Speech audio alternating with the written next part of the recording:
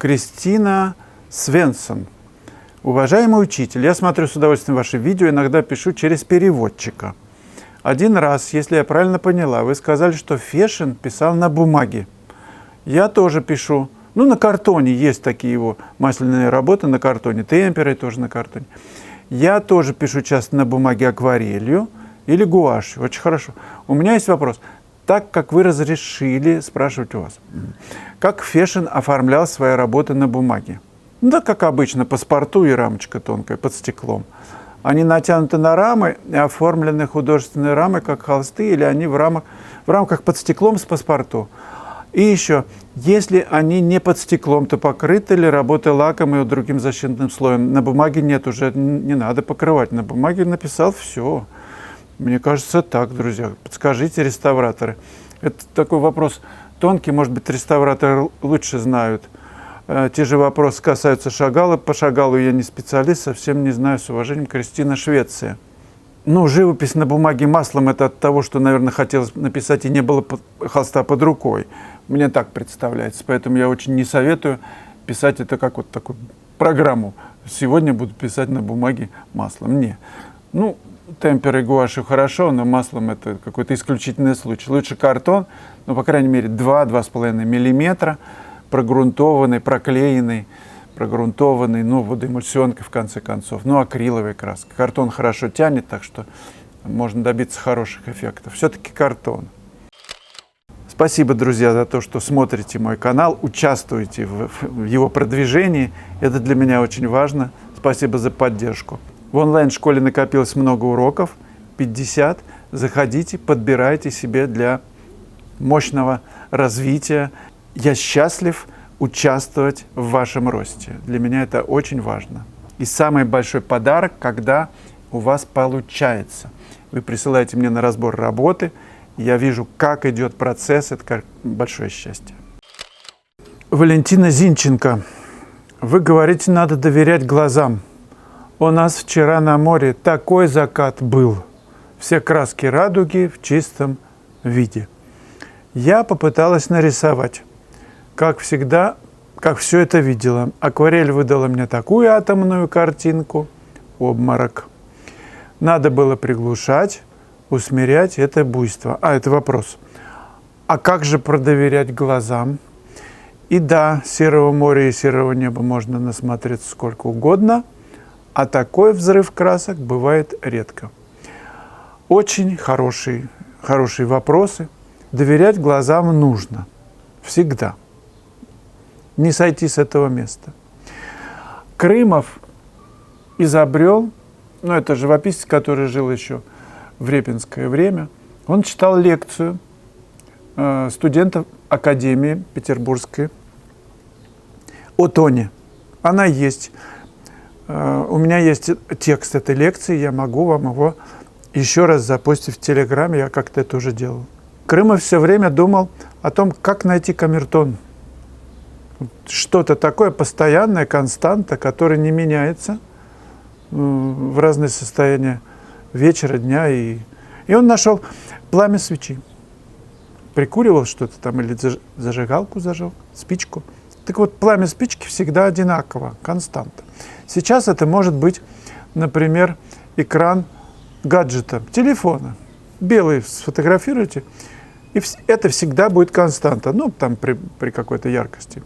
Да? Так вот вы подставьте этот ваш гаджет с белым экраном на фоне закатного неба. А вот что будет? Как это в тоне? Вот это вот буйство яркое. Оно, может быть, будет все-таки темнее вот этого экрана белого, который будет гореть. Наверняка. Именно поэтому нужно приглушать.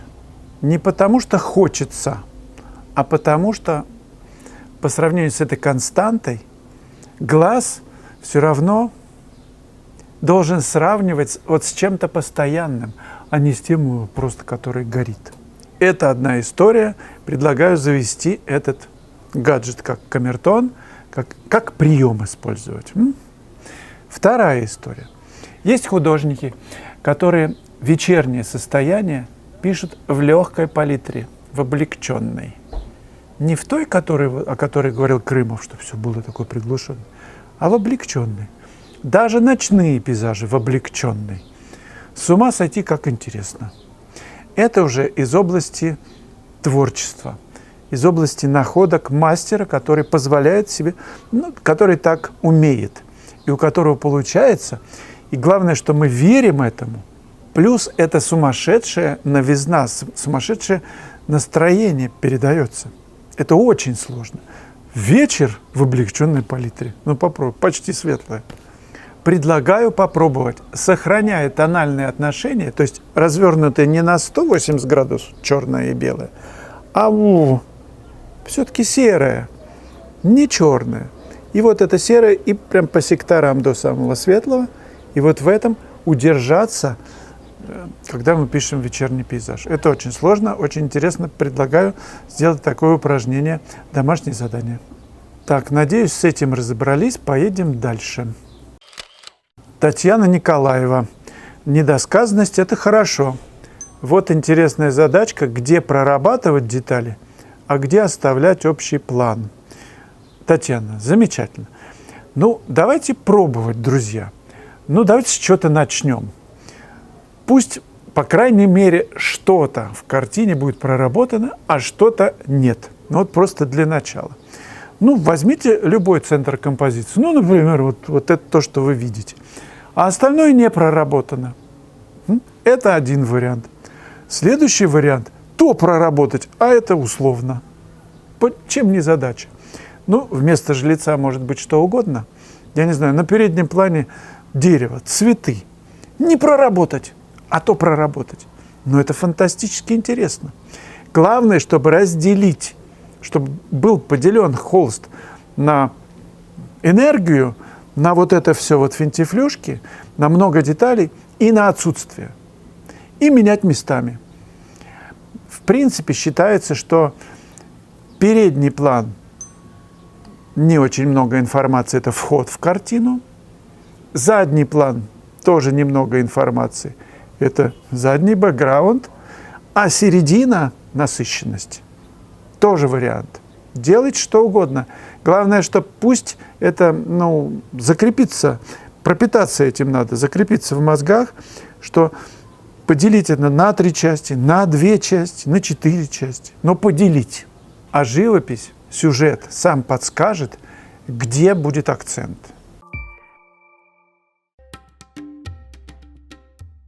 Друзья, у меня хорошая новость.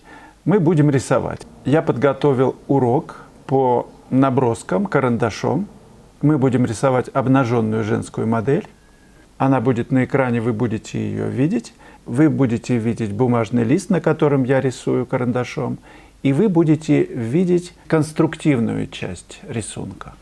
Я покажу некий прием, который позволит вам не ошибаться в построении объема. Фактически мы будем рисовать объем на плоском листе бумаги, на плоскости. Почему фигура человека? Потому что это самая сложная форма в природе. И если мы научимся ее рисовать, мы сможем нарисовать все, что угодно.